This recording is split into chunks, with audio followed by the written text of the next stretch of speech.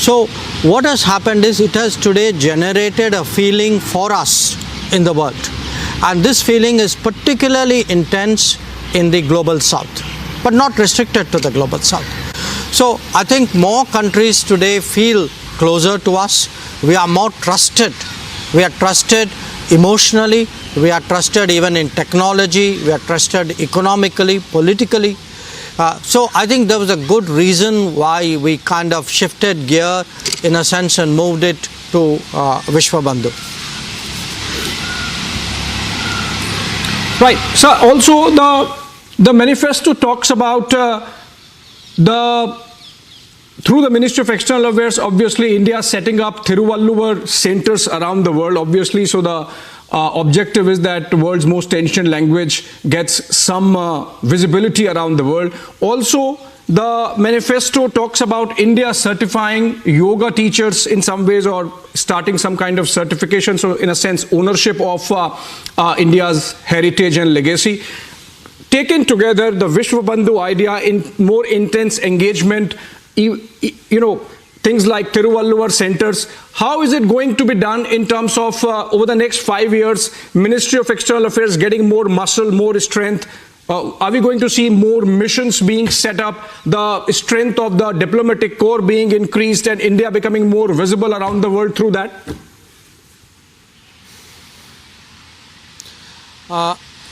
Short answer is yes, all of that. I think the longer answer would be, if you take the Thiruvalluvar centers, he's regarded as an epitome of wisdom, of sagacity, of knowledge. PM actually spoke at the BJP headquarters specifically also about promoting classical languages, and he mentioned specifically Tamil as the oldest of the languages in the country, how we should do more to promote languages across the world. Definitely when it comes to yoga and it comes to Ayurveda, it's important that we as the country of origin, today we are able to actually authenticate, validate and promote these practices, because these practices are catching on. And in fact, by the way, the manifesto also refers to how we would promote the legacy of Sri Ram, and how we would actually do programs to propagate Ramayana in different parts of the world. So I think it's a holistic cultural vision, because look, at the end of the day, we are a civilizational power. People respect us because we are different. We represent thousands of years of history.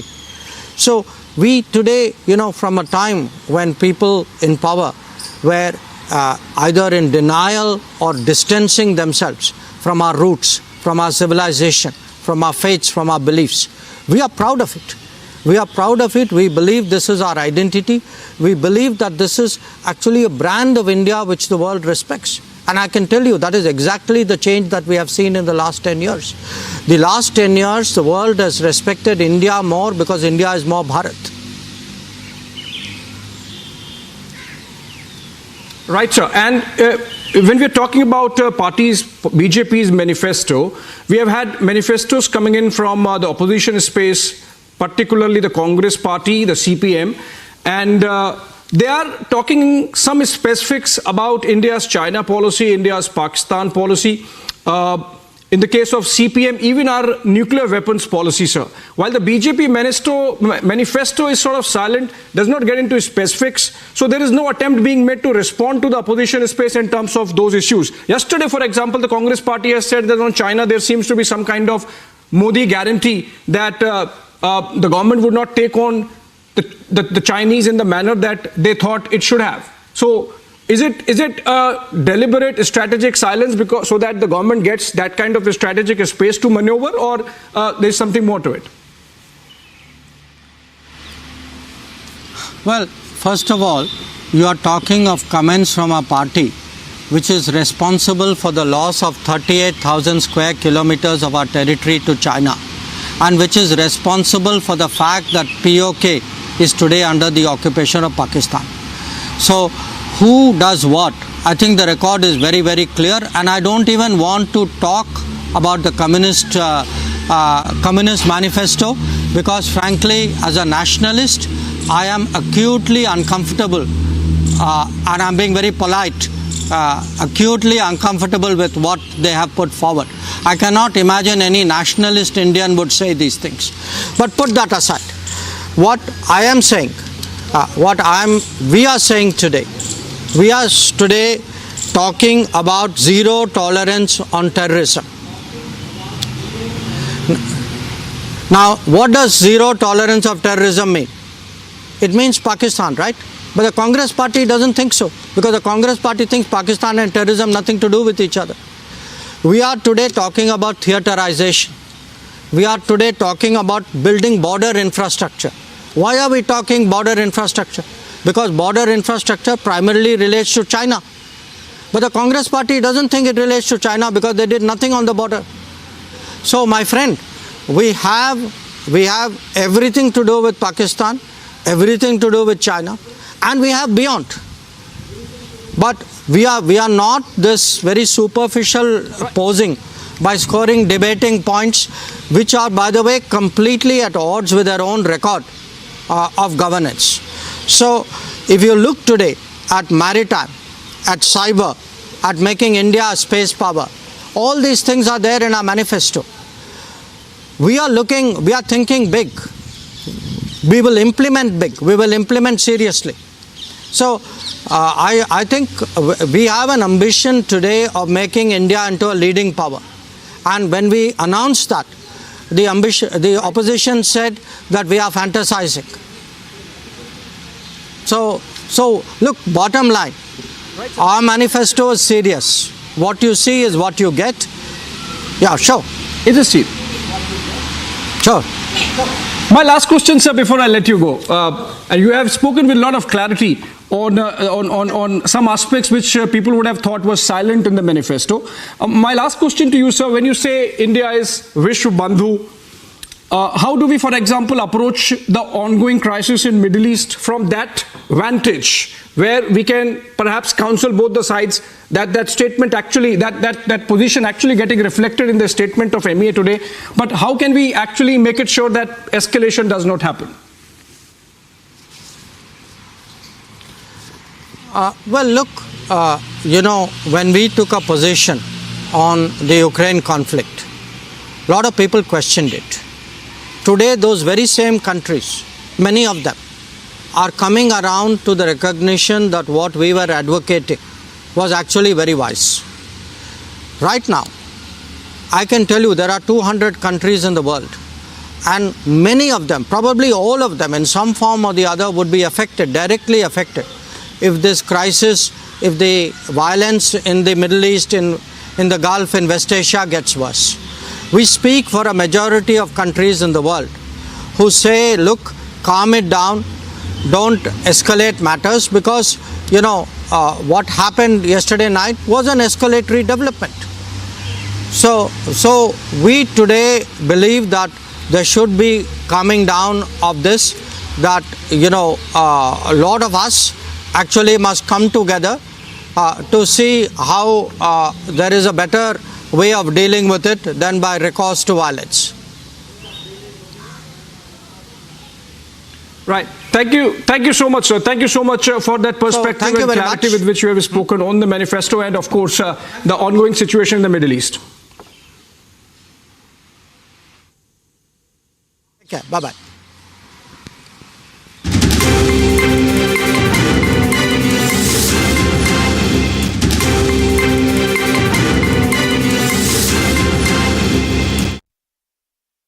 QS and THE, the world's foremost university rankings organizations, have ranked Amity amongst the top 3% universities globally, making it among the very few Indian universities to be included in both rankings. Yet another top ranking for Amity University. In just a decade, India has transformed into a digital powerhouse.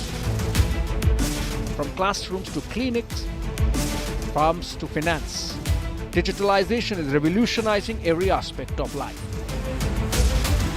To celebrate the makers and shakers behind Digital India and India's phenomenal digital yatra, Republic Business is delighted to bring its inaugural Republic Business Emerging Tech Awards.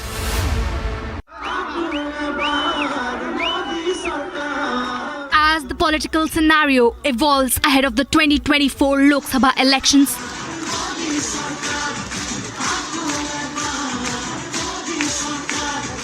Difu prepares for another fiery contest. Difu constituency holds strategic importance in the social, economic and geopolitical landscape of the region. This opposition का news conference चला था ठीक प्रधानमंत्री बात करने के बाद, और उसको जुमला मैनिफेस्टो बुलाया था उन्होंने, जुमला manifesto. How do you respond to that?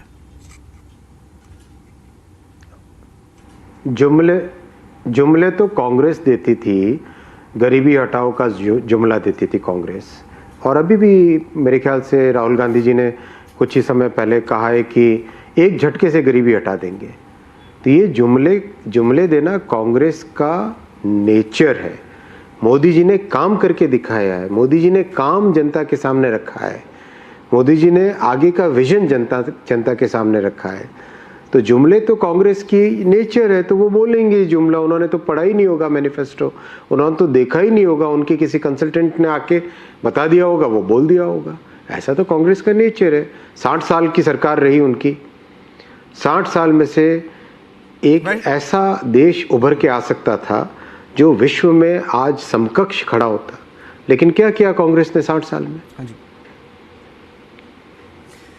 Ashwini वैष्णव जी, आपकी मैनिफेस्टो माने बीजेपी की sorry, yes, go ahead ji, go ahead. हाँ जी, कंप्लीट कीजिए. Sorry, there is a delay. Niranjan ji, अगर आप केवल एक पॉइंट पे देखो, 2004 में जब श्रद्धेय अटल जी ने जिम्मेदारी दी थी, तब भारत की दुनिया में पोजीशन 11वें रैंक पे थी. 2014 यानी 10 साल की यूपीए सरकार, कांग्रेस की सरकार थी प्रैक्टिकली. 2004 से 2014 के 10 वर्षों में 11वें स्थान से 11वें पे ही रहे भाई. यानी 2004 से 2014 का पीरियड पूरा वेस्ट हुआ. मोदी जी ने 2014 में जिम्मेदारी लेने के बाद में भारत को 11वें स्थान से 5वीं बड़ी आर्थिक शक्ति बनाया. आप ये सोचो, 5वीं बड़ी आर्थिक ताकत बनने पर कितना काम हो पा रहा है. हाईवे बन रहे हैं, रेलवे बन रहा है, गरीबों को उनकी जीवन की बड़ी सुविधाएं मिल रही है, मिडिल क्लास परिवारों के लिए नए रोजगार बन रहे हैं, नए एम्स खुल रहे हैं, नए आईआईटी खुले. तो जब तीसरी बड़ी आर्थिक शक्ति बनेगा, कितने और काम हो सकेंगे. ये मोदी जी का काम है जो स्पष्ट दिखाई दे रहा है. वैष्णव जी, आपकी मैनिफेस्टो और कांग्रेस की मैनिफेस्टो, आप माने बीजेपी की मैनिफेस्टो और कांग्रेस की मैनिफेस्टो में फर्क क्या है आपकी नजर में?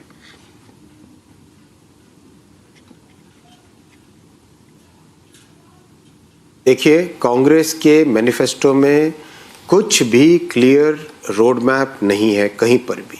दूसरा, कांग्रेस के मैनिफेस्टो में केवल रिलीजियन के बेसिस पे देश को पीछे ले जाने का काम है. भारतीय जनता पार्टी के संकल्प पत्र में, मोदी की गारंटी में हर वर्ग, सोसाइटी का हर ग्रुप, हर सामाजिक वर्ग और देश का हर सेक्टर, इसके लिए क्लियर एक रोड मैप है. भारतीय जनता पार्टी शुरू से भारत के समरस, एक समावेशी, एक इंक्लूसिव डेवलपमेंट पे विश्वास करती आई है. और उस इंक्लूसिव डेवलपमेंट में सबके लिए स्थान है. उस इंक्लूसिव डेवलपमेंट का क्लियर डेमोन्स्ट्रेशन पिछले 10 साल है. उस ग्रोथ को आगे बढ़ाने की बात है. जबकि कांग्रेस में कुछ खोखले वादे हैं, कुछ जुमले हैं, और बिना कोई रोड मैप के उन्होंने अपने मैनिफेस्टो को रख दिया है. 2-3 प्रश्न और है वैष्णव जी. माइनॉरिटी, प्रो माइनॉरिटी और मुस्लिम लीग वाला मैनिफेस्टो बताया था आपने कंपेयर भी किया था.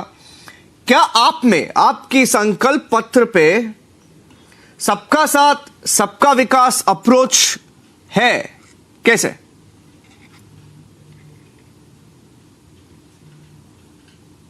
बिल्कुल. और अगर आप देखें तो सबका साथ सबका विकास का अप्रोच आपको स्पष्ट दिखाई देगा. आप 10 जो सोशल ग्रुप्स हैं उसको देखिए. गरीब परिवार, मध्यम वर्गीय परिवार और मध्यम वर्गीय परिवारों के लिए घर जो सबसे बड़ा सपना होता है, आज मोदी जी ने स्पष्ट तौर पे कहा है मध्यम वर्गीय परिवार और नियो मिडिल क्लास और गरीबों के लिए घर का सपना पूरा करने की वो गारंटी देते हैं। आने वाले 5 वर्षों में सबको अपना घर मिले, इसके ऊपर बहुत बड़ा काम होने वाला है। नारी शक्ति, युवा, वरिष्ठ नागरिक जो कि समाज का एक बहुत महत्वपूर्ण ग्रुप है, किसान, मत्स्य पालक, श्रमिक, आज देखिए जो अनऑर्गेनाइज सेक्टर है, गिग वर्कर्स हो गए, taxi driver, auto driver, truck चालक, ट्रक ड्राइवर, घर में काम करने वाले, जो हमारे सोसाइटी में काम करने के लिए प्लम्बर्स आते हैं, जो इलेक्ट्रिशियंस आते हैं, जितने अनऑर्गेनाइज्ड वर्कर्स हैं, उन सब के लिए मोदी जी ने सोचा है और उनके लिए पूरी तरह से कैसे उनकी लाइफ में एक चेंज आए वो लिखा है। एमएसएमई, छोटे व्यापारी और विश्वकर्मा और जो हमारे वंचित वर्ग, सोसाइटी के हर सेक्शन को मोदी जी ने अपने संकल्प पत्र में, गारंटी में सम्मिलित किया है। लास्ट 2 क्वेश्चंस है वैष्णव जी। डायरेक्ट कंपैरिजन ये है and I'll switch to English as well. The direct comparison is that in the Congress manifesto, they are going to town saying they will give 1 lakh rupees to women of poor families. See, there is an official government number which says there are 30 lakh families below the poverty line in India. But the real number could be anywhere between 1 or 2 crore. We don't know, right? They are promising that, and if you calculate minimum 2 crore people, that would mean 2 crore people would get 1 lakh each. That would roughly be about 20 lakh crore, and the size of India's budget is only 45 lakh crore. So it's unrealistic. Now, the direct comparison is between something like that and what the Prime Minister mentioned today, 3 crore Lakpati Didis, right? What is the thinking and approach? And is there a comparison in both of these mentions?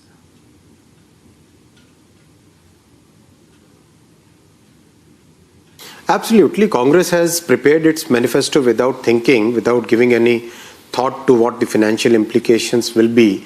Whereas our manifesto, BJP Manifesto, is a manifesto which has taken into account about 15 lakh suggestions which we have received from all over the country. Each and every suggestion has been examined thoroughly before coming to the final list of items to be kept in this manifesto, right? 1. 2, we believe in empowerment, and we believe that people have that capability by which, if the right circumstances can be created, then they can really come out of poverty and bring dignity to their lives. We have shown it through various programs. Swanidhi, it's an amazingly powerful program. I have personally met with so many people who work on the streets, basically street vendors, people who do फेरी वाले, ठेले चलाने वाले, ready पटरी पे काम करने वाले, मैं कई लोगों से स्वयं मिला हूँ और इसका जो इम्पैक्ट है आप बिलीव नहीं कर सकते। इस तरह के काम जो मतलब आज मैं आपको बताऊँ, भोपाल में कुछ टाइम पहले एक रेडी पटरी वाले भाई ने बताया कि उन्होंने पहले स्वनिधि से लोन लिया 10,000 रुपये का। 10,000 रुपये के उससे जो उनकी वर्किंग कैपिटल पे जो ब्याज लगता था पहले, that used to be in the order of 40% annualized basis. वो कम होकर बिल्कुल 5-6% रह गया। एकदम उसकी लाइफ में चेंज आया, बिजनेस को बढ़ाया, उन्होंने काम को बढ़ाया अपने, फिर 20,000 का लोन लिया, 10,000 का लोन चुका के, फिर 50,000 का लोन लिया और अब बैंक से इस तरह की रिलेशनशिप हो गई है कि उसने अपना खुद की दुकान बना ली है। तो ऐसे हजारों एग्जाम्पल्स हैं जिसमें हमारी बहनों ने विमेन सेल्फ हेल्प ग्रुप में या फिर रेडी पटरी वाले ने या जो नौजवान मुद्रा के लोन लिए, these are real changes which have occurred already on the ground, and that's what we believe in. Yeah. My last question to you, Mr. Vaishnav, my last question is, you spoke about free electricity. Solar वाली और कांग्रेस की मुफ्त बिजली guarantee वाली में क्या फर्क है? What is the difference between the free electricity that Congress gives as guarantee in states like Karnataka and Telangana and the free electricity that you've promised in your manifesto, that of solar power or powered by solar?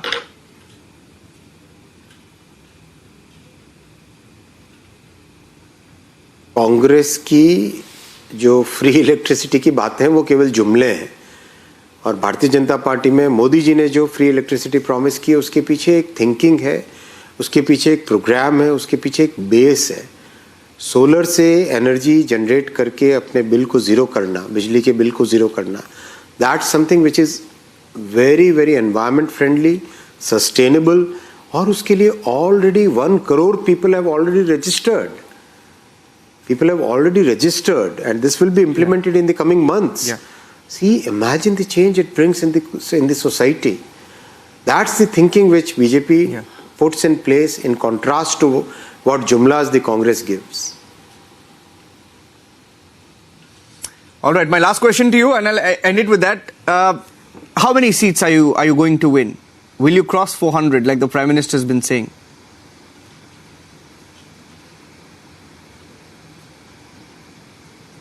Absolutely. People have so much trust and faith in the work that Modi ji has done.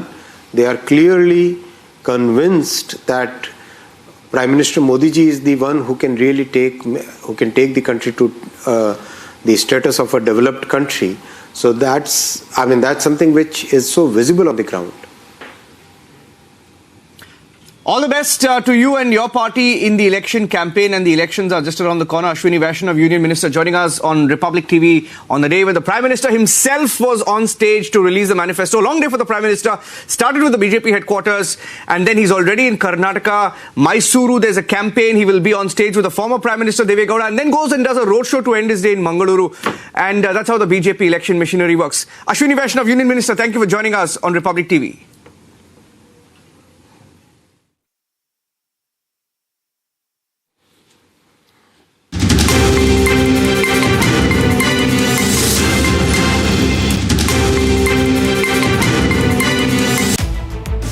In just a decade, India has transformed into a digital powerhouse.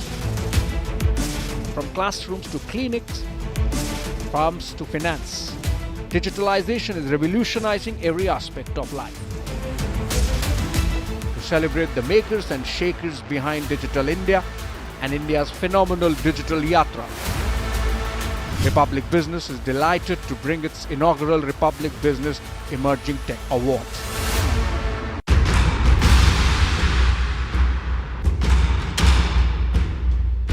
The city of Nizams is excited to witness one of the biggest political clashes.